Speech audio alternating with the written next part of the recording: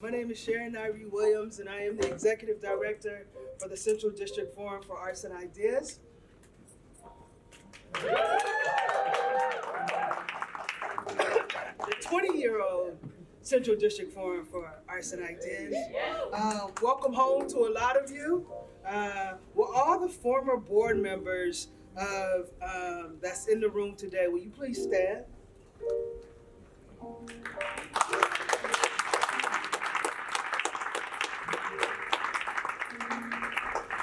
For all of you who's been supporting for CD Forum for 20 years, please stand. Just me? Yeah.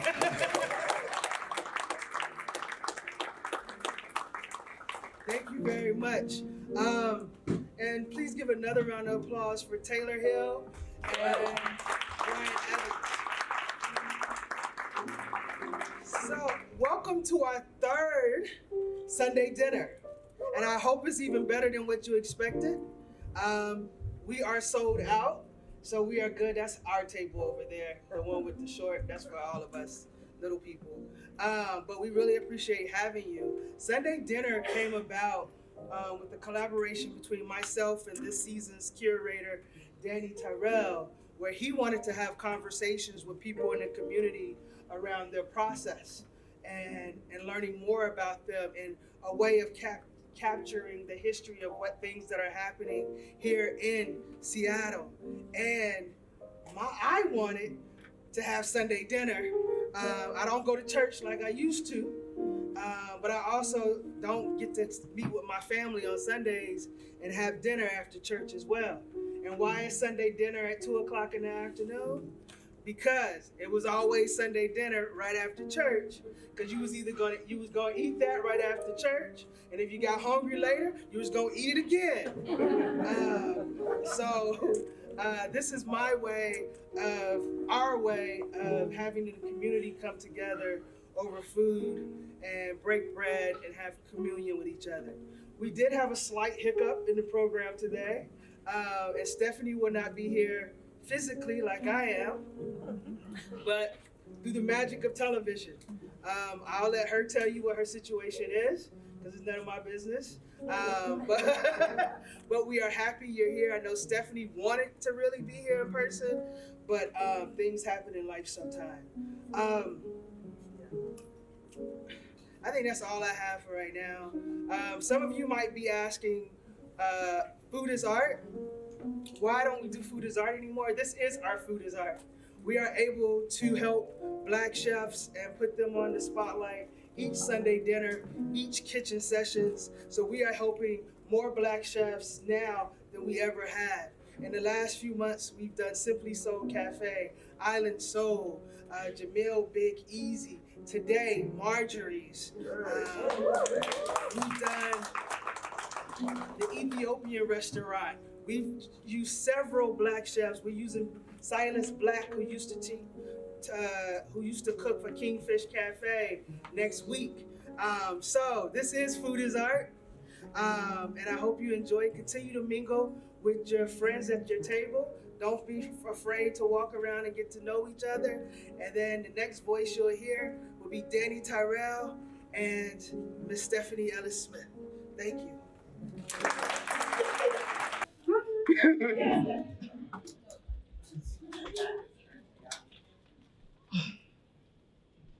We have a bit of a poor connection, but Yes, I hope you can see me. yes, we can see you.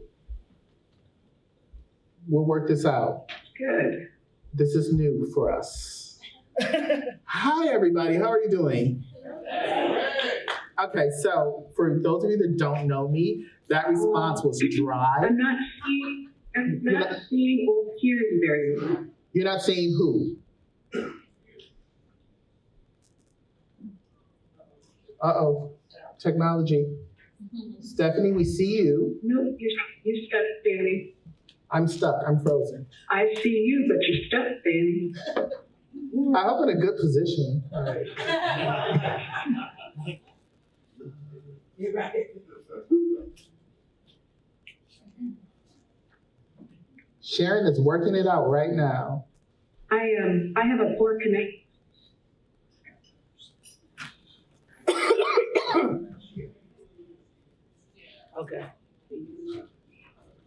Is that better? I can hear you. You're not moving, but that's okay. Talk to me again. I will talk to you again. You are moving and we can hear you well. So you're great. Yeah, your side, I'm not getting much of, but if you can hear me, the first thing at least I want to do is say hi to everybody. And I'm so sorry that I can't be there. I think I heard Sharon say that I wasn't going to be there physically, but I am here somewhat digitally. I think maybe Yes. I'm clear to you guys, but Friday, I unfortunately, but luckily, I had a little scare. I had to have emergency surgery on Friday. Went in thinking I was just going to I had a little stomach ache. Turns out, 2 hours later, I was under the knife. So I am home. Thank God I'm here in all senses of the word and recovering, but I'm a little sore, a little exhausted. But I am here, and I wish I were there, but I'm so glad that Sharon and Danny were able to try to hook this up, so I wouldn't miss this opportunity to be here to celebrate with everybody. Thank you so much. We miss you being here. Yes, please. Okay, Sharon's gonna switch really quick. I want to switch the network real quick. Okay. While that's happening, Danny, we'll talk. I'm going to read Stephanie's bio. Stephanie, okay, wait, let me go back to this. Have some energy, people. I know it's a Sunday. You're getting fed. You're talking to an amazing person. So give her some energy. Give her some healing energy. Yes, she needs healing energy. So, There we go. yay. There you are. I'm just making sure the audience sends you healing energy. That's all I'm doing. Yes. Thank you, Sharon. So, Stephanie Ellis Smith is the owner of the Philanthropy Advisory Board. She is going to correct me. Let me see if I get it right the first time. Phila. I was trying to do it. Phila. See, I knew I was going to get it wrong. Phila Engaged Giving is a chartered advisory in philanthropy and a certified 2164 advisory in multi-generational family philanthropy. She's also a consultant advisor with the giving practice at Philanthropy Northwest. Stephanie works with individuals, families, foundations, and corporations to enhance their giving in light of their goals and incorporate best practices in the field. She helps her clients clarify their intentions and empowers them to feel the joy of using their wealth, talents, and experiences to improve the lives of those around them. Whether consulting with individuals seeking greater meaning from their giving, foundations leaning into stakeholder engagement, or companies fine-tuning their social responsibility programs, Stephanie is known for her generative thinking, sparking new ideas that lead to actionable results. For nearly 20 years, she has been a leader on over a dozen nonprofit boards and commissions, including appointments by Governor Gary Locke, Mayor Greg Nichols, and Mayor Ed Murphy. Stephanie's board professional expertise in the civic sector has earned her numerous awards, including Puget Sound Business Journal's 40 Under 40 Award, Microsoft Corporation's Community Hero Award, and the Seattle Weekly's Best Expander of Cultural Boundaries. October 19, 2009 was dedicated as Stephanie Ellis Smith Day by then Mayor Ed Murray. She lives in Seattle and is married to a Russian historian, Douglas Smith, and has two teenagers and a Doberman. Welcome, Stephanie Ellis Smith.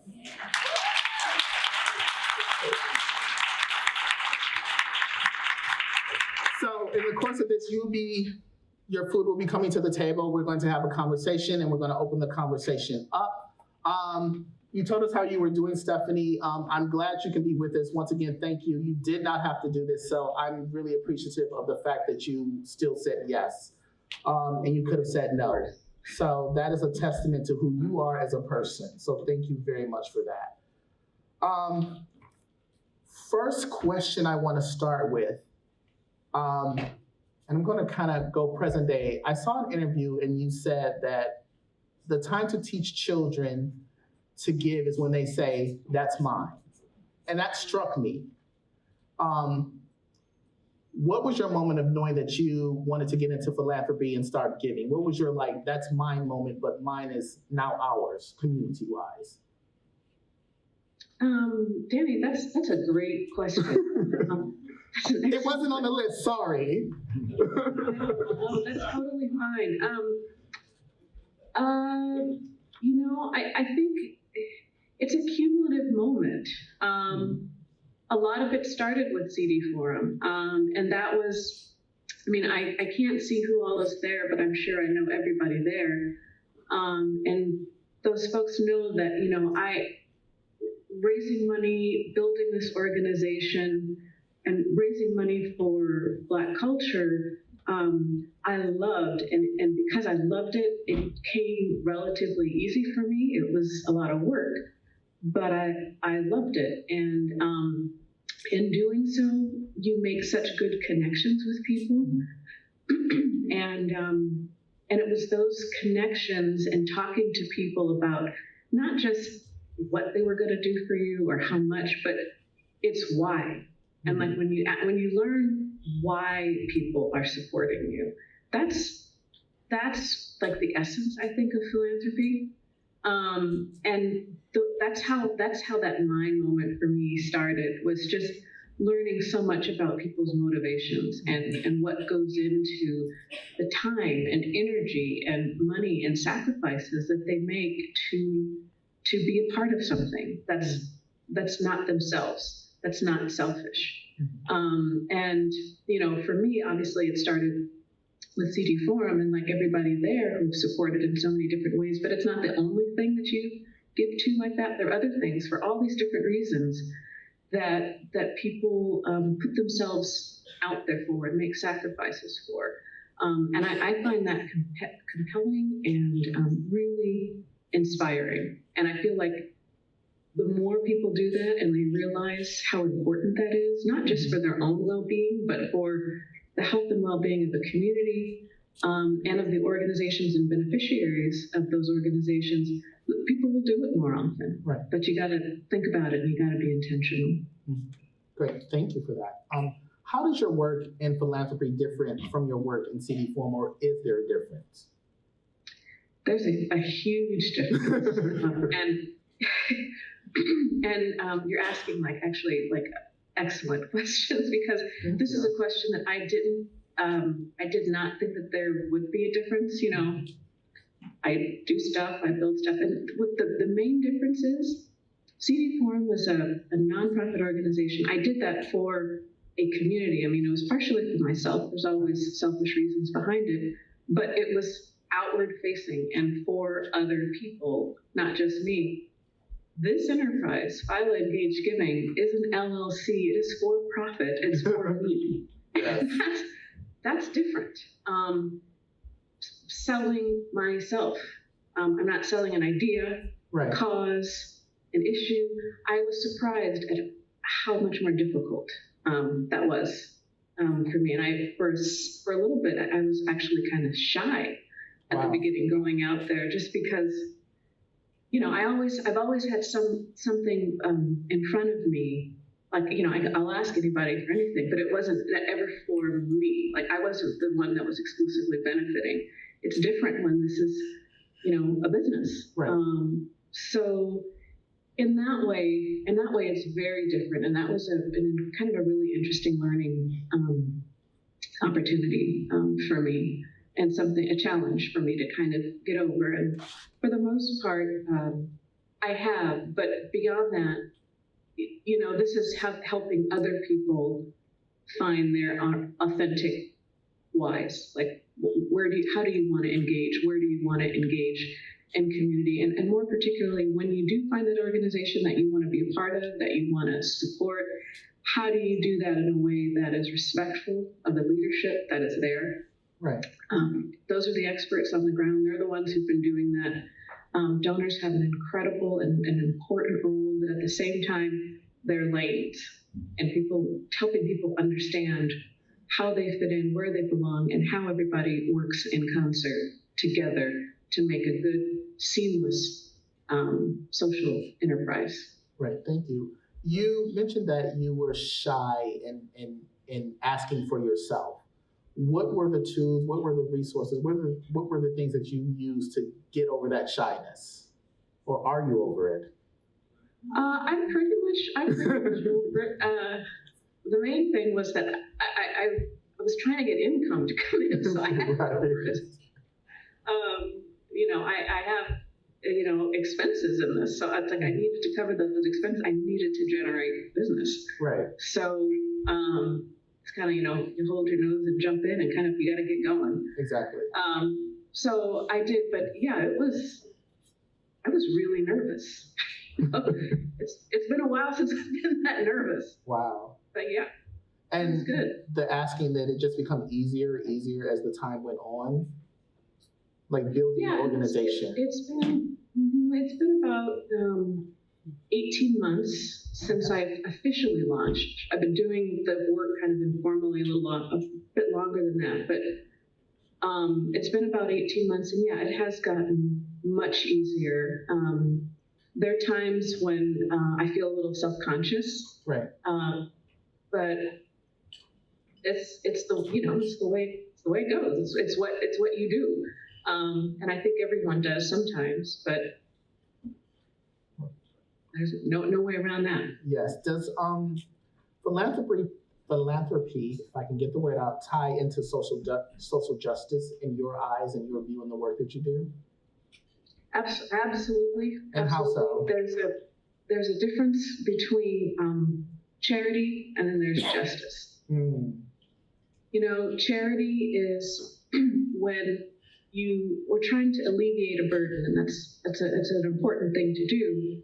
And you want to make things easier. You give someone a meal today. Then there's justice, mm-hmm. which is helping to alleviate the problem that charity is solving in the first place.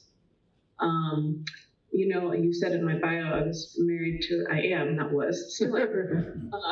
married to a Russian historian, and I read a lot of Russian things, and our world is very Russian over here, partly. Right. And there's a great quote by Tolstoy, and I want to have it. I wrote it down because I wanted it to be kind of exact. Mm-hmm. So it's so perfect.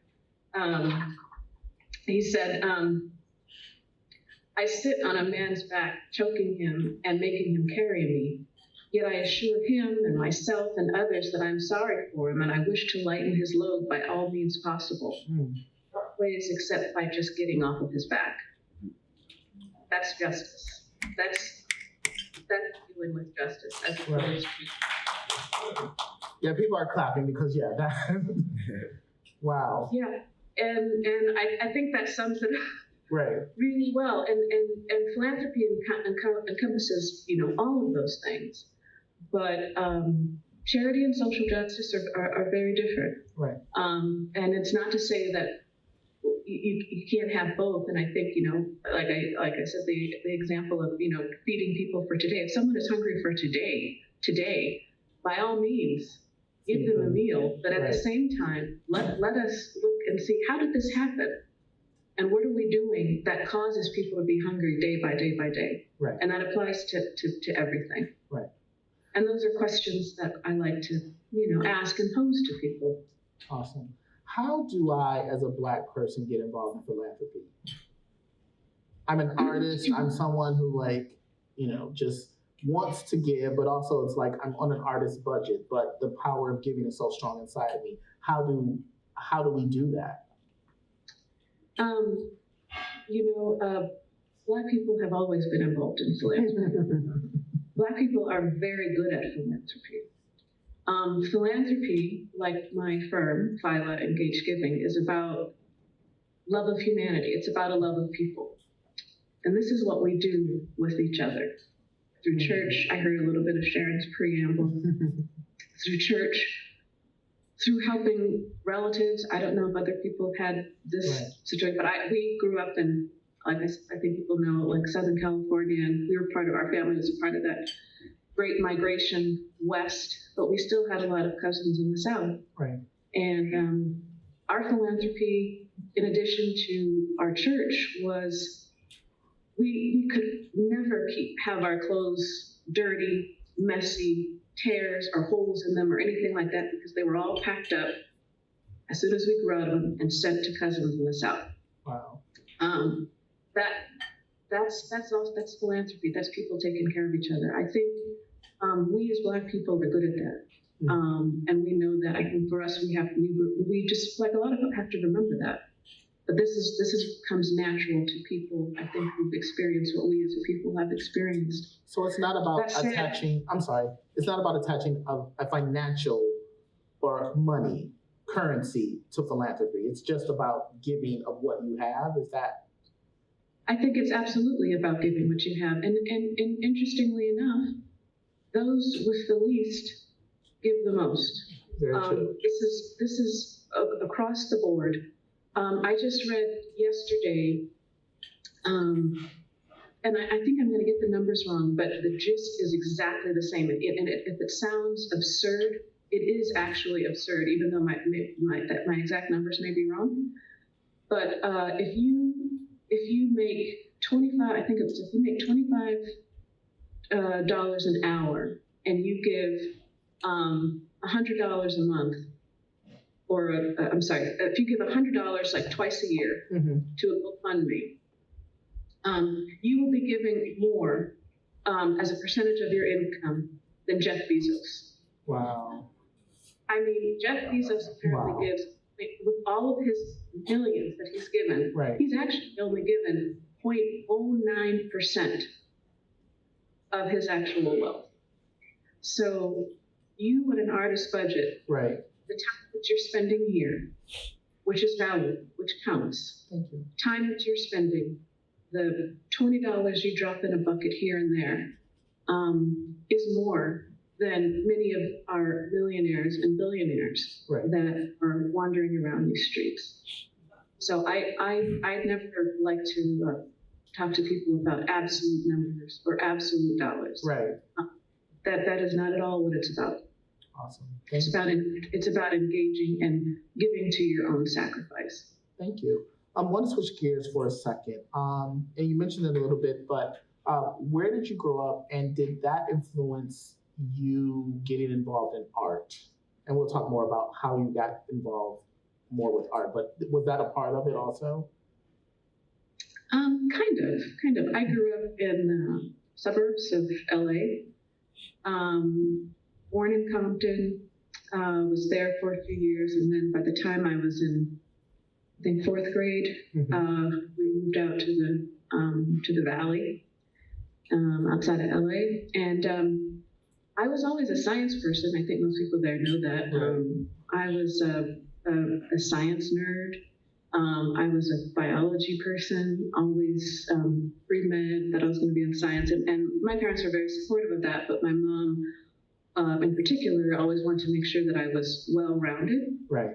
So we would, on Saturday mornings, take the drive back into LA, in the city, and go to the youth matinee of, the theater, or, the LA Youth Symphony, or Alvin Ailey when they were in town. I'm not going to lie, I hated it. They had to drag me. It's not what I wanted to do at the time, but you know how you are as a kid. These things matter, and you remember it, and it becomes a part of who you are, which is why we've dragged our kids all over the place. But yeah, I think less the art itself, but more the focus on Blackness and Black culture, because by us moving out into the burbs, I was in an all-white environment. I mean, like 100%. And while they made that conscious decision, I think my parents were concerned and scared about that. And we were, I don't know how many times, forced to read, recite John Hope Franklin's book, From Slavery to Freedom, all of this other stuff, Jack and Jill, all this kind of stuff that we needed to make sure that, that we had some semblance of Black culture Right. that stayed with us through our experience, growing up. Mm-hmm. So that was probably more resonant than maybe the art piece. Okay. And then that experience of like parents seeking out Black culture because of where you live, how did that affect you as an adult? And maybe affect is a wrong word, influence you. It kept it with me. Mm-hmm. It kept it with me for sure. It made me want to keep that around me, and particularly after leaving my family. Our family was very, very close, and because we were in a way kind of isolated, it was me, my sister, my two parents, and then 4 grandparents. Okay. And they all lived right near me, and so we were like this little immigrant community. I mean, it was just the 6 of us. Right. We had practically every meal together, every dinner was all, 8 of us.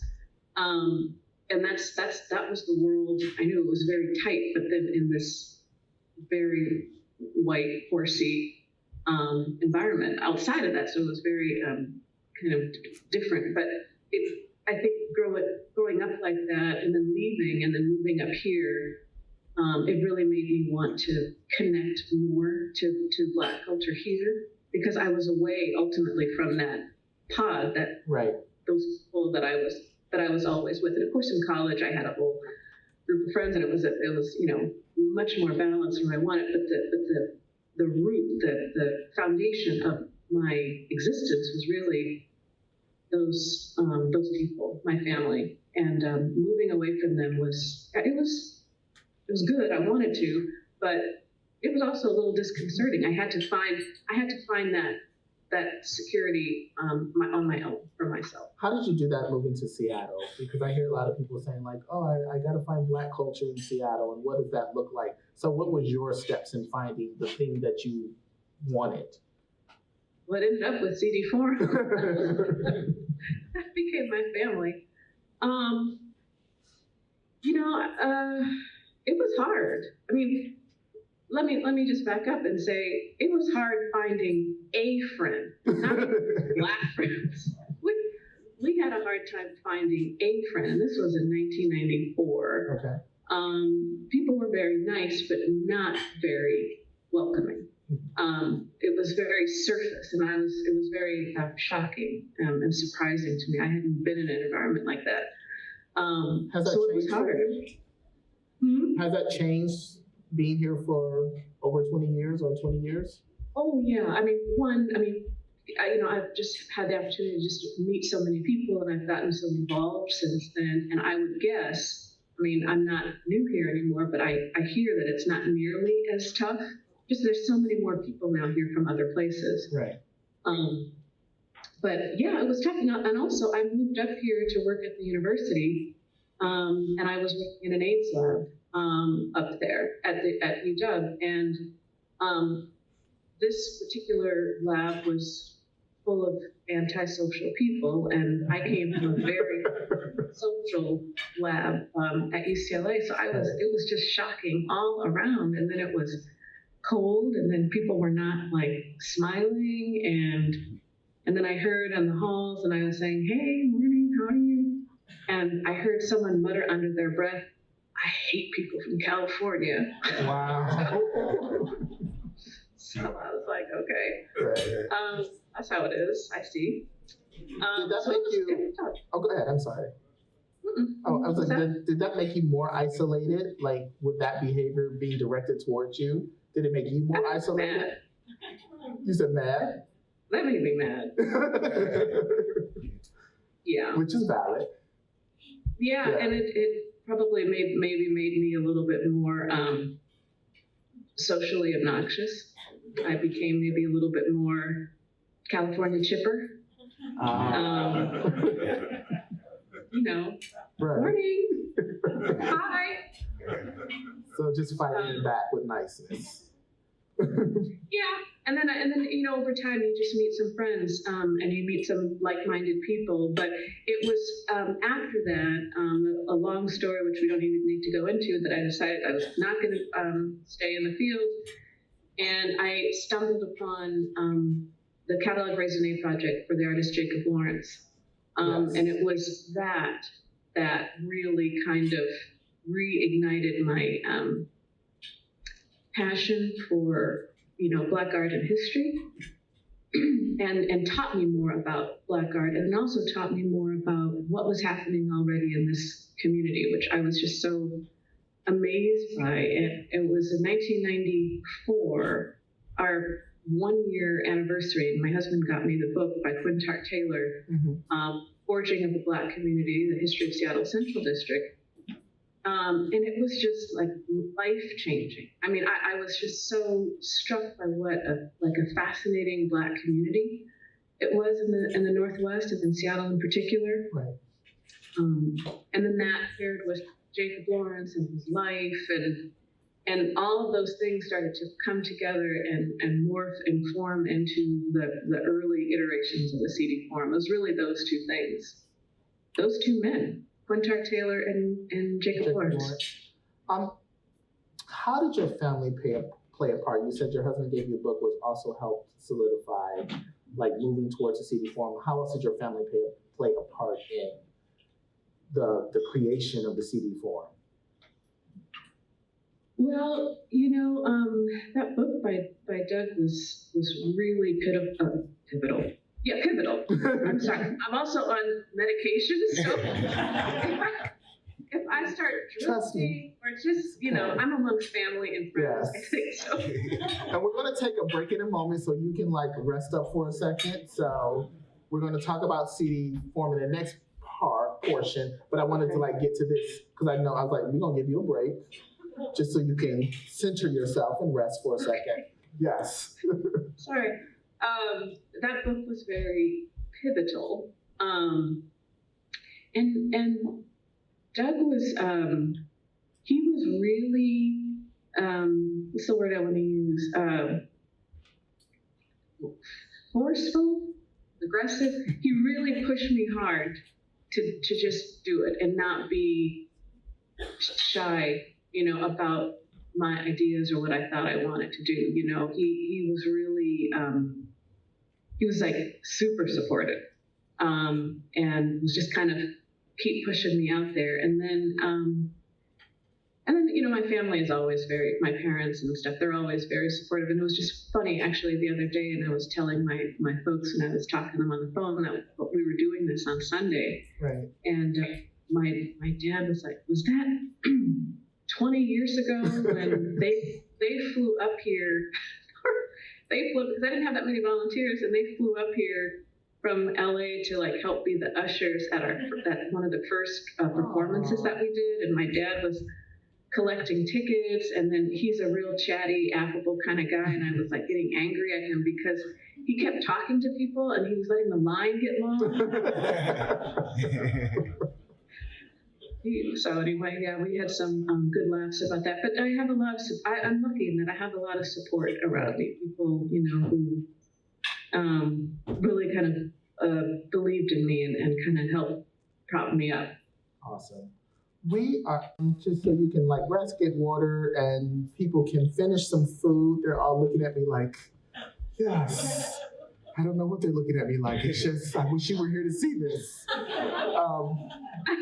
It's great. They're engaged. That's good. So take a rest, and we will be back in about 5 to 10 minutes. I will let you know when we come back. Okay. We will cover you up. Yes. Blacks Remixing the Movement. I was about to forget what this season was called. That is not a good thing to forget that. I wanted to talk about Marjorie's and Donna Moody. Yes. Donna Moody, owner, operator. Let me go back. Owner. Start there.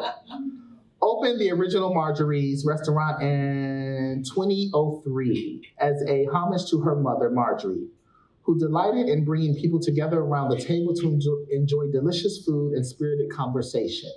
The cooking at Marjorie's reflects the freshness and seasonality of foods primarily grown and harvested in the Northwest. www.marjoriesrestaurant.com. If you have not been, please go there. It's on, the streets. Union? Thank you. 14th and Union. I still don't know my streets here in Seattle, and I've been here for 10 years. So let's talk about CD Forum and what's next for CD Forum. It's on this phone.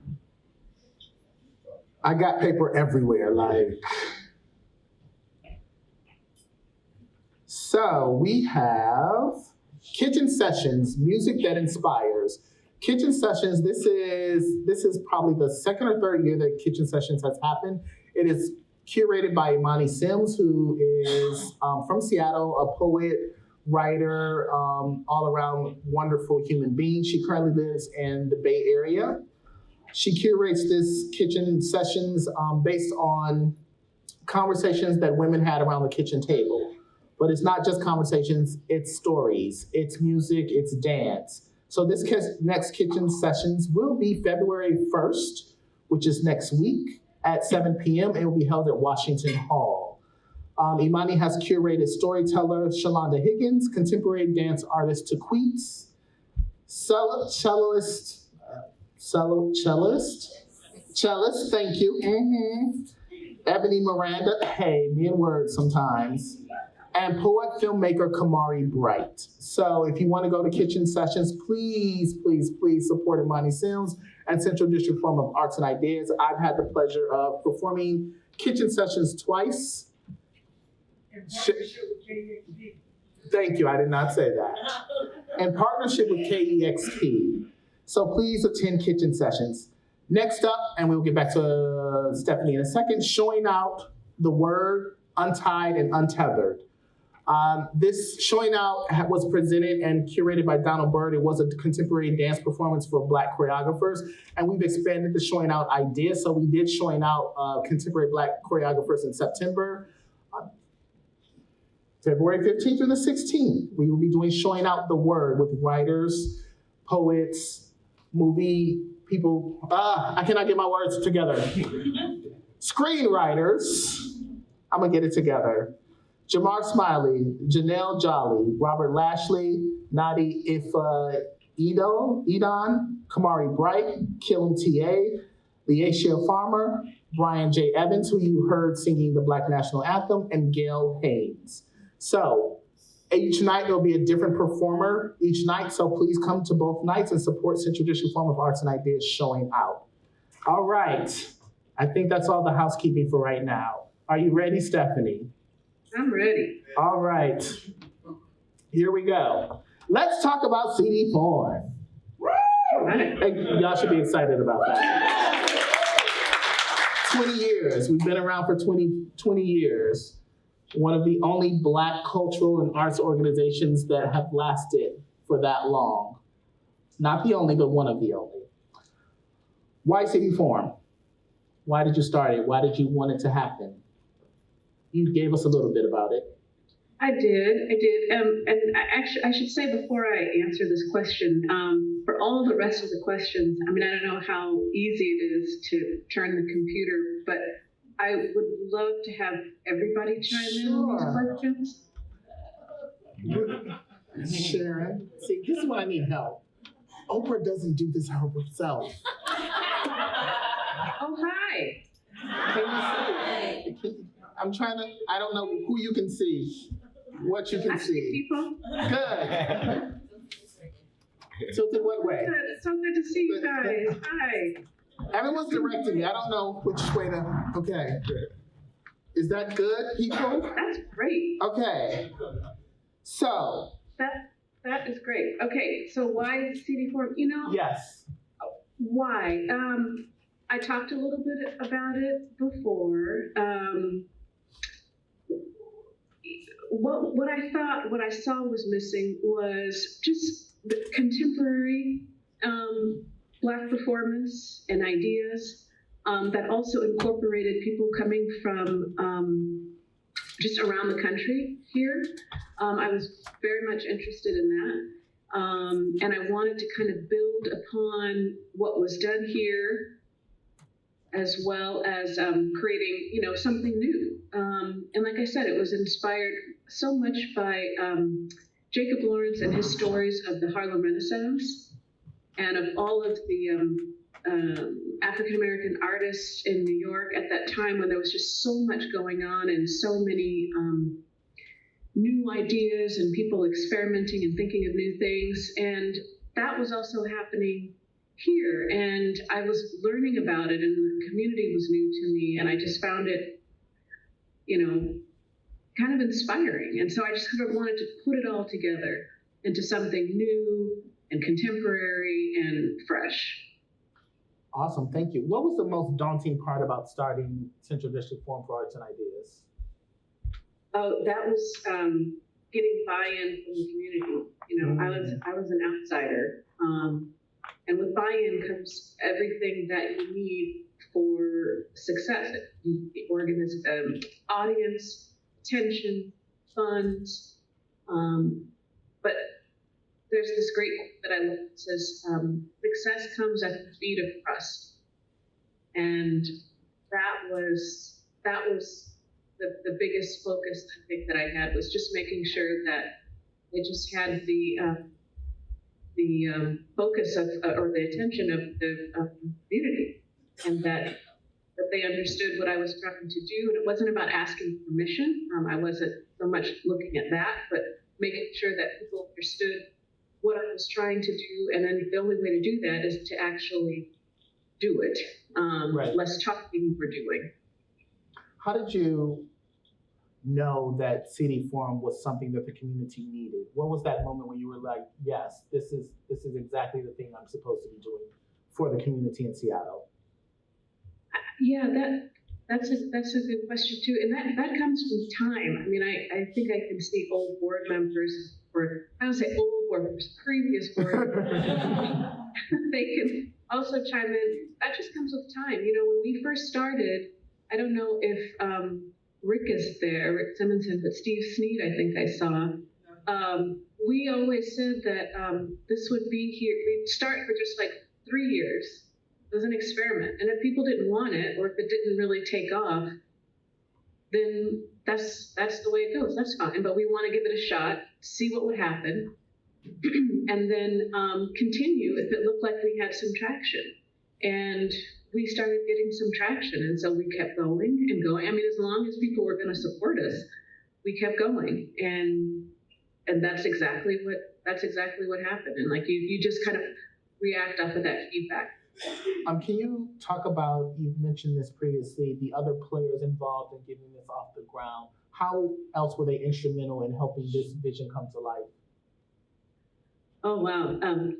So this is kind of the question that I've been waiting for. So cute, I see who's right there in the front.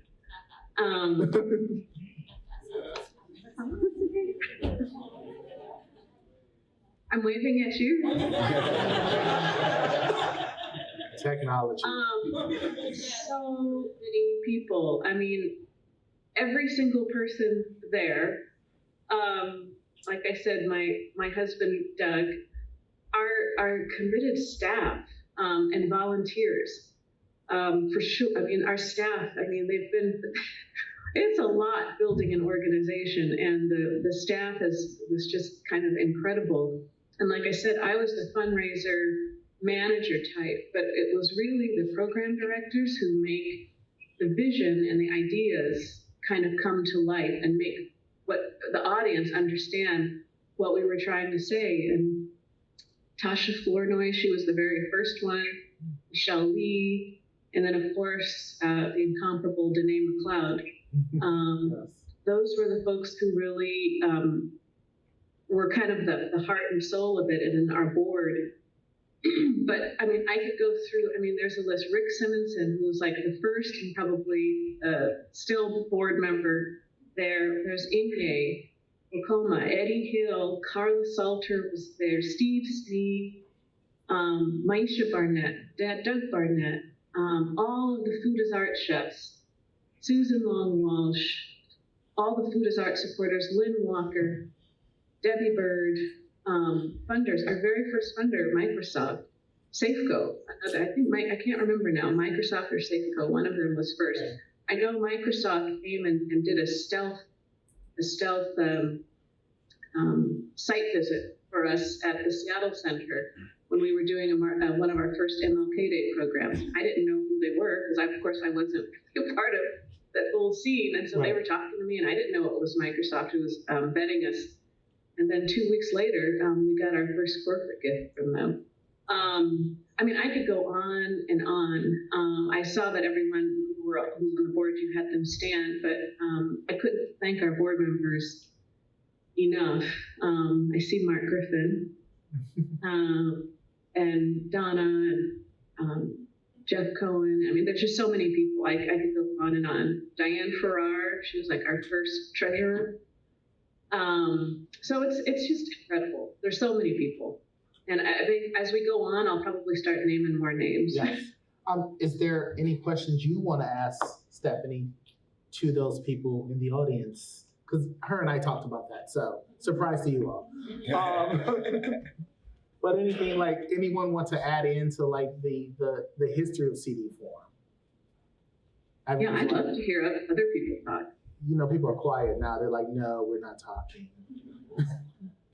I know this is not a quiet group. I know these people. 5. I'm coming back to y'all, so don't wait. Formulate your questions now. We'll come back to you. How about that? Everyone's like quiet, like, no, don't pick me, don't choose me. We have a microphone for you. Do you have a burning question, Stephanie? Do I have a burning question for someone in the audience? Yes. I have a question. Oh, they have questions for you. Okay. This is a very relatively simple question. So I'm very new to Seattle. This is my first event at CD Forum. How do we find out more about programming and events like these? I just, I can't hear very well. Can you hear me now? I'm moving more by the speaker. It could be Closer to the... yes. Okay, so the question was, how do we find out more about programming like these? How do we find out more about programming like Sunday dinners? CD Forum, the place that you're at right now, thanks to you. Sharon Williams is the executive director who gave you the mic. Yes, I will take this one. Before you leave today, you'll be given a survey. On there, you can sign up for our email list, and then you will get our e-newsletter. Right here, raise your hand, please, Christine, is our marketing person who sends out all the beautiful e-newsletters that y'all got today. So, and we have our website that you can always check, cdforum.org. And you can just stop in the building because we live here now. For those of you who don't know, 3 years ago, we moved our offices into this building. So we are here. You can always stop by and find out what's happening. We are also on Instagram at CD Forum, Facebook at CD Forum, and Twitter at CD Forum. You're welcome. No Snapchat? Like, really? Look, man, we're a small group. So, Stephanie, 20 years, and it's still going strong. What are you feeling about that? Uh-oh. Did she froze? She's frozen. Wait, reconnecting. Wait, hold on. You were doing so good. Come on, bro. All right. Can you hear us?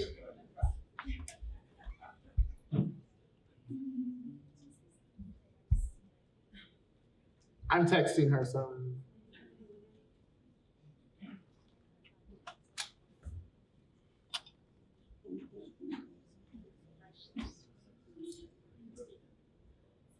So while we're doing that, thinking on my feet. So for those of you that have been involved with CD Forum for 20 years or less than 20 years, what makes you excited that this organization is still around? Like, why is this important? This organization still important to the Seattle? There you are. Y'all saved by the bell. I'm trying to get the audience to talk. So I was saying, CD Forum has been around for 20 years. What are you feeling about that? What are you thinking about that? What goes through your heart, mind, soul, and spirit? I think it's just absolutely incredible. It's really inspiring. It's a wonderful way to think about a legacy. I have people coming home. I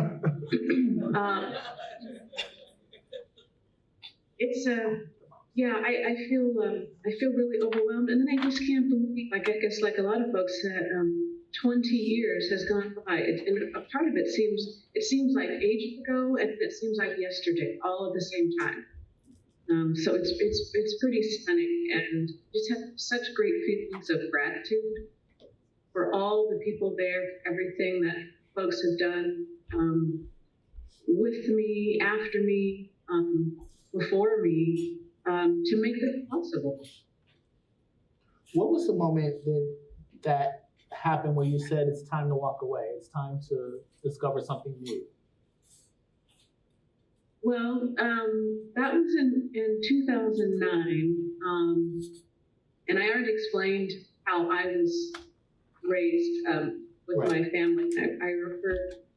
It was 2009 when I was at the office, and everybody there knew that, when my kids called, that no matter if I was in what meeting I was in, with whomever, it didn't matter, to just call me out, and I would come. And it was when my daughter was crying and she was 9 and wanted to talk after school, and I wasn't there. And that's when I started to think, okay, we're getting to an age where I need to spend more time at home, because my husband at the time was spending a lot of time back and forth in Russia. He traveled a lot.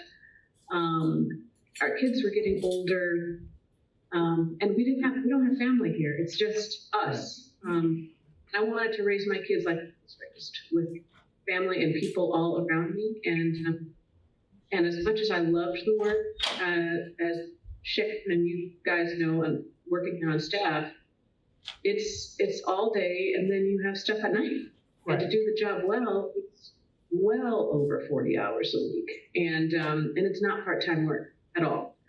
And that's when I realized I needed to start thinking about doing something different.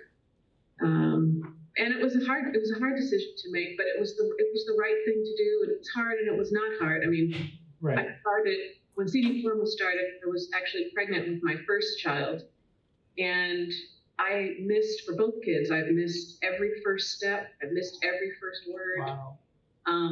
I didn't see any milestone of either kid.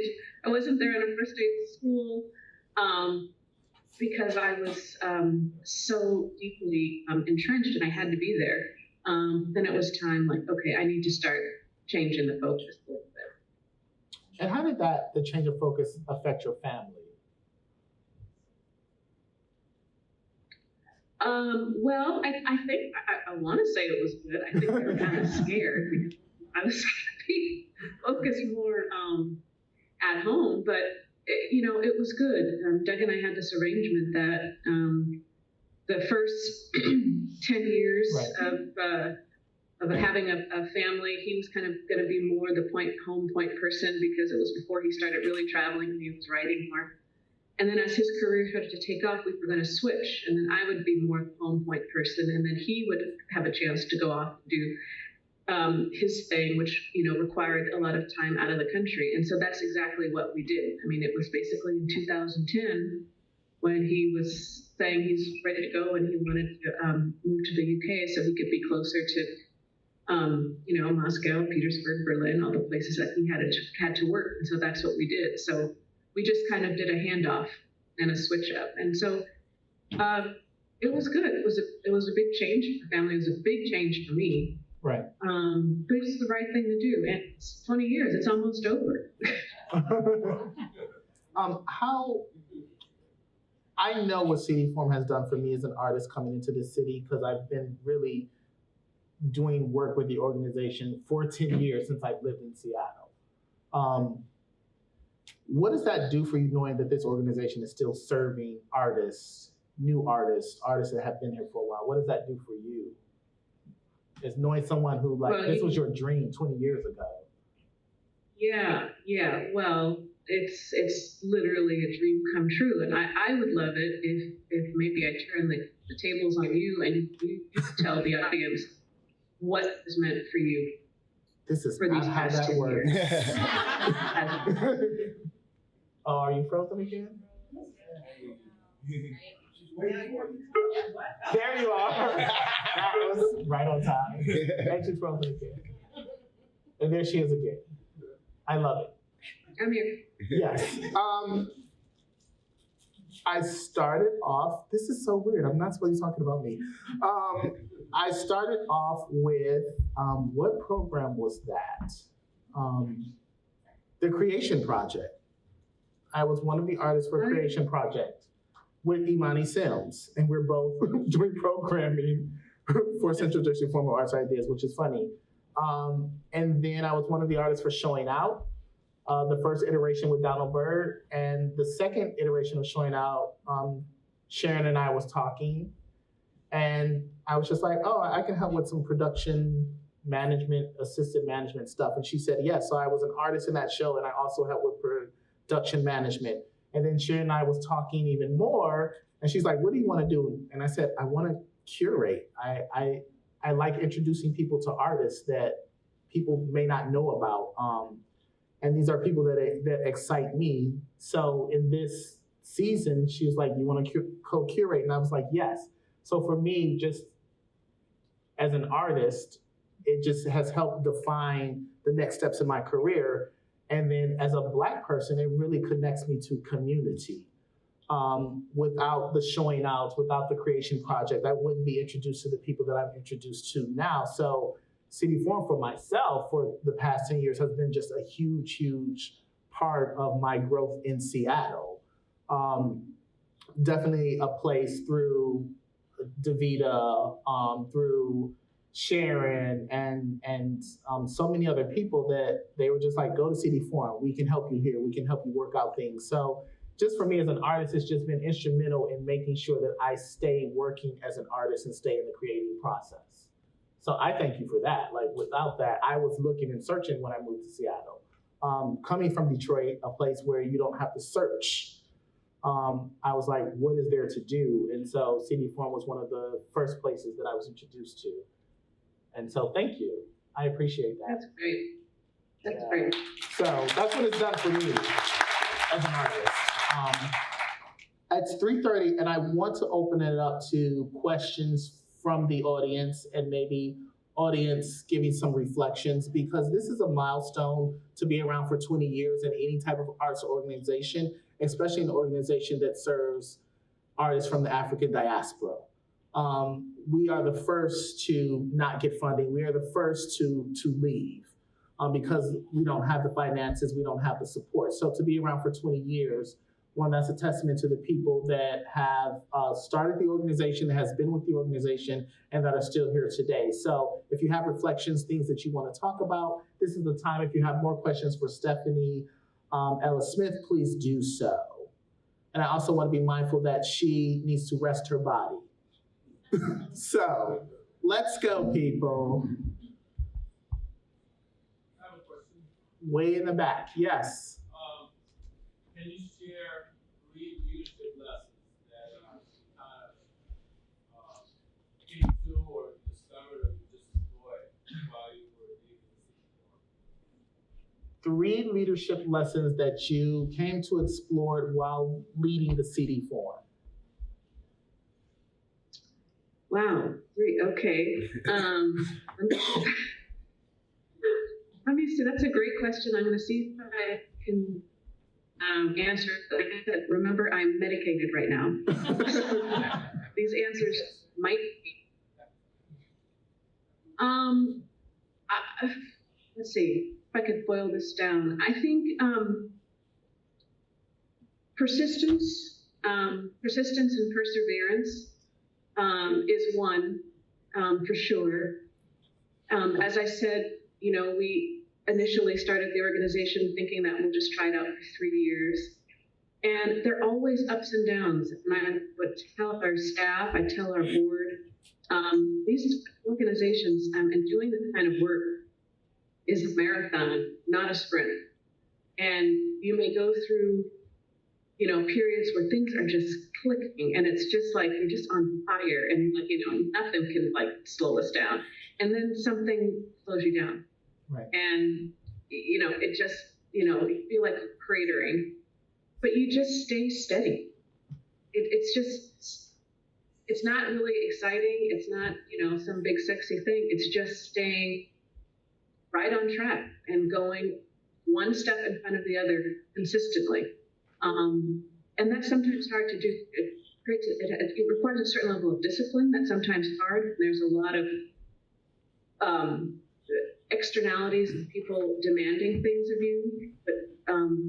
But so that was persistence. 2 is keeping eyes on the prize, not veering from your focus and from your mission. There's a lot of really cool and interesting things that you can do, but it's, the key is kind of staying with a clear vision. And that means sometimes having to say no to things that you would like to do, but maybe it's just not the right thing, the organization at the time, at the moment, or even ever, but just having to sit that, can't do it. Staying focused. And then also I would just say, trying to be present and then just really listening and taking in and being reflective of who and what the community is. I think that's one of the things I'm most proud of about Seed Forum, that it's evolved. It's not always been the same organization over 20 years. I can see maybe 3 sort of distinct kind of phases.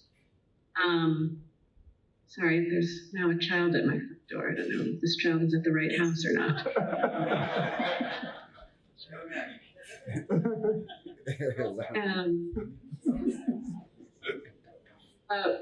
But just sort of staying kind of focused on understanding who the organization is and making sure that it reflects and speaks to the community that is there. And that means, you stay true to a vision, but how that vision has manifested itself changes over time. And I think being responsive and listening is really important, is really key. And so I'm kind of proud of the leadership, from the beginning that they've been able to do that well. So thank you for that question. I hope I answered it okay. Thank you. Any other questions, reflections, thoughts, comments? Yes. Can you talk a little bit more about what you're currently doing and how you work with individuals in terms of helping them sort out their humanity priorities? So talk about your new venture a little more. Did you hear that question? No. It's breaking up. Talking about what? Want me to talk more about what I'm doing now? Correct. Yes. And how you help individuals. Okay. What was the rest of the question? Okay. Yes. How do you help individuals sort out their own priorities in the work that you do now? Oh, okay. Got it.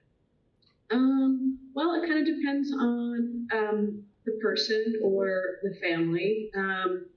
But typically, if I'm working with an individual or a family and they are looking to get more involved philanthropically, I go through a number of a series of in-depth questions, personal questioning, and surveys to try to get an idea of who they are as people, where they come from, what informs their beliefs and values before I ask what those beliefs and values are. To try to get at what I was trying to say earlier was that kind of why of their giving, and to help them figure out where doing this work of philanthropic advising in this community in Seattle now. It's a fascinating time because there's so many people here who are new, who are working in these environments mostly related to technology, but of course all of the satellite fields that support technology. and who are earning, these incredible sums and are feeling like, okay, well, I'm here. I want to be involved. I want to connect.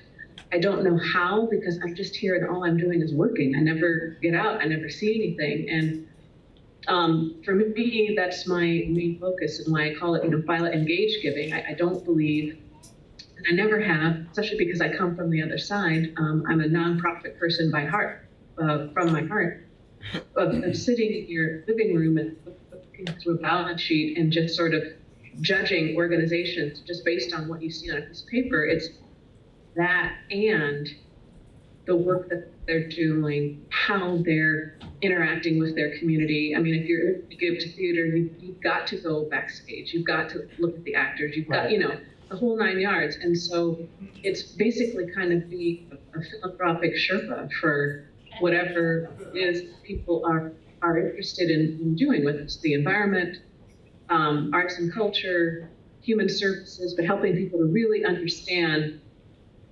not only like what those issue areas are, but what's exactly happening on the ground, so they know how to be a part of it, and so that they're thoughtful about it instead of just being reactionary and just getting all of these requests in the mail and they're just randomly saying yes or no, but helping people just be really thoughtful about it and creating deeper relationships with the organizations that they support and care about.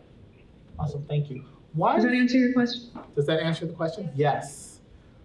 Why is it important that families begin a practice of giving?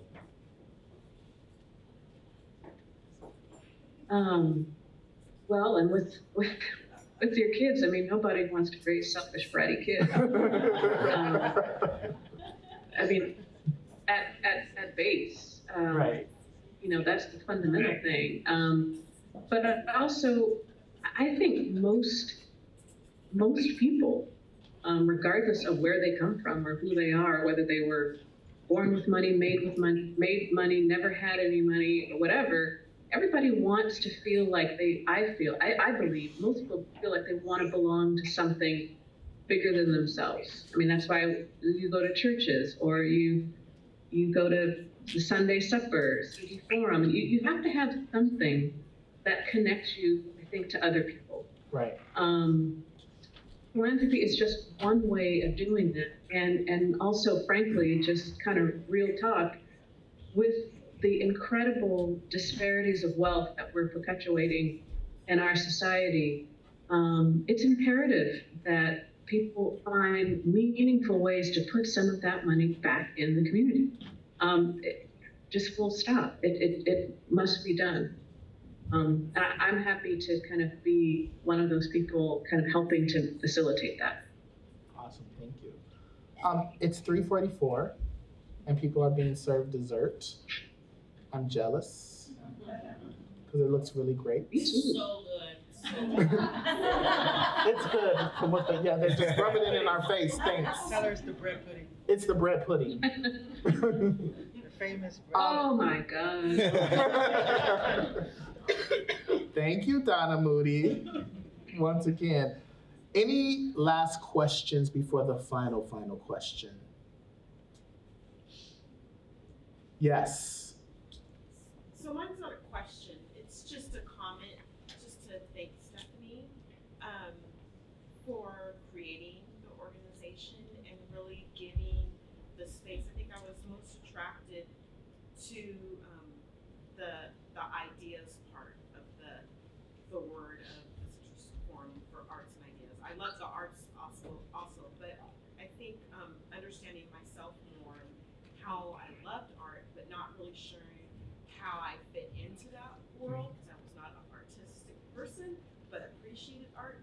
But the idea portion was really meaningful because I knew I had ideas, and it was a place that was welcoming, that accepted everything which your idea could turn into art or be art. So I just wanted to thank you for encompassing the breadth of knowing that ideas are part of the artistic process as well. Did you hear that, Stephanie?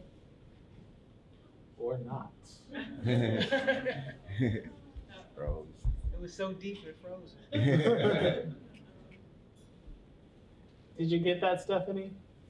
I think I got most of it. We're getting choppy, and Yes. you guys are all a blur right now, but I think I got most of that. And what I did hear is really heartening, and thank you so much for saying that. I think what I heard was you were focusing on, particularly on the IDs part. Yes. And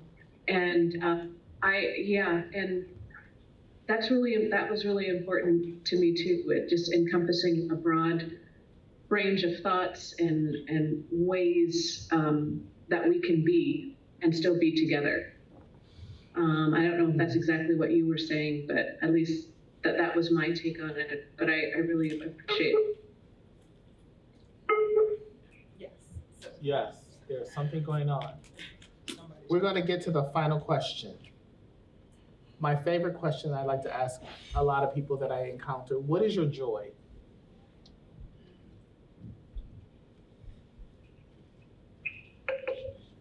Uh-oh, she didn't hear the final question.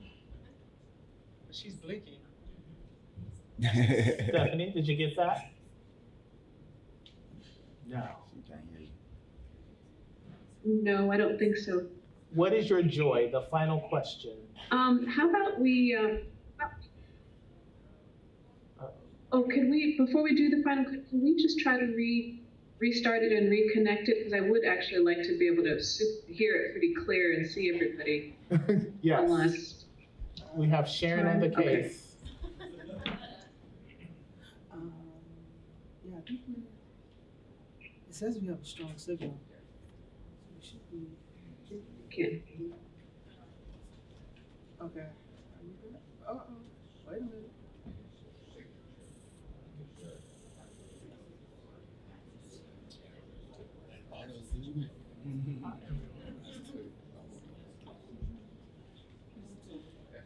Okay. Can you hear us now? Yes. Cool. Awesome. Much better. Yay. Don't see anything, but that's okay. We're going to work this out one day. My picture. Sorry. Is that better? Can you see folks now, Stephanie? I can hear you. I still can't see. Oh, there we go. Okay, awesome. Final question. What is your joy? Yes. Oh, my joy. I guess my joy is being around the people whom I care about, people who teach me things, people who make me think, make me learn new things, and it just makes me happy. That being in a community of people who I feel like are each other's best interest at heart, and where we can push each other forward. That brings me joy. That's what City Forum does. At least that's what I initially hoped it would do, and it looks like it has. Yes. But yeah, that for me, that's joy. It's being around good people who make you laugh, who make you think, and makes you your best person. Awesome. And if someone wants to learn more about philanthropy, how do they get in contact with you? Oh, well, they can find me online. I mean, people have, well, you can find my email address, but my web address for Phyla is phylagiving.com, PHILA giving.com. Thank you. We're getting you right at the end. Thank you so much. We hope you have a speedy recovery. We are sending out love and light and prayers to you and your family. Thank you for doing this, and you did not have to do that. So I am just really, really grateful that you sacrificed this time for us. And thank you all for being here. If you want to find out more about City Forum, please contact Sharon or one of the CD Forum staff, which they're running around here somewhere, or you can talk to myself. We do have some great programming coming up. Also in March, I believe, is the party, or is it February, Nina? The 20th anniversary celebration. Can I say one more thing while Yes. the connection is okay? Yes. Now it's gone. Can people We hear can me? hear you. Yes, we can hear you.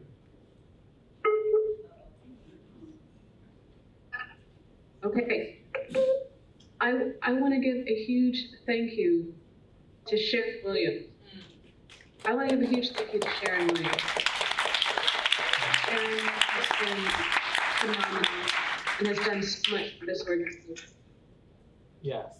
Thank you, Stephanie. Love you. She said, Can thank you you, all hear Stephanie, me love enough? you. Yes, Well she enough? said, thank you, Stephanie, love you. That's coming from Sharon. Yes. She loves you. Sharon is a community hero. And I also wanted to say, and hopefully you could hear this through, Sharon is also very, very special to CD Forum, because even when I was there, Sharon had so many different types of volunteer roles. Anytime we had anything opening or a call for anything that we needed help, Sharon was always there applying. And it's the best gift in the world that she's now the executive director. So my love to Sharon. Thank you. Thank you. And if you want to volunteer for CD Forum, please talk to Sharon, Nina, or Mary I have Ann. no idea if that transmitted. It was great. It was excellent. Yes.